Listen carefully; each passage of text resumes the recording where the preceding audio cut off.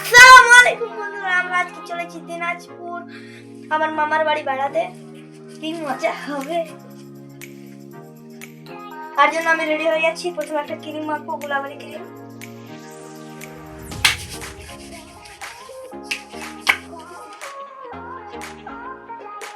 একটা ক্রিম আছে,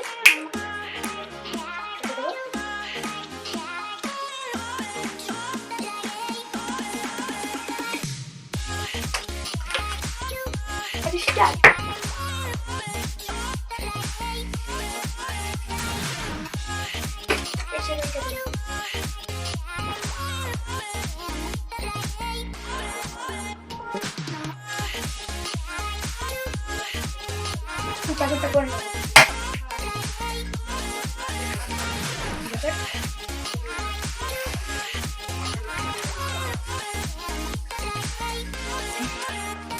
আমরা যাচ্ছি তিনজন, আমি, মাম্মি, পাপা।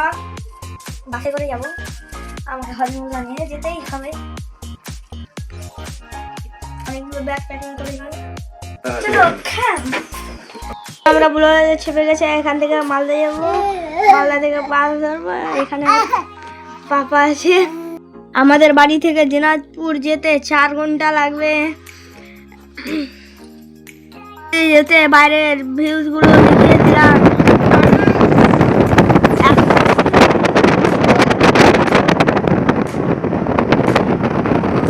চাপড়ে আমার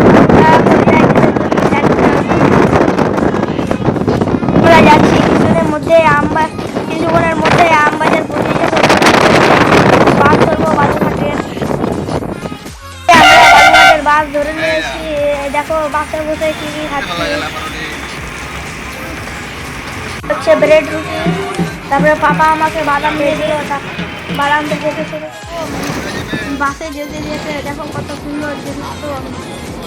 এগুলো দেখো কত সুন্দর, দেখো ধানের জমিগুলো দেখতে কত। দেখো বাসের ভিতরে গান ওলা উঠেছে, দেখো ওরা কি নিয়ে বাজাচ্ছে।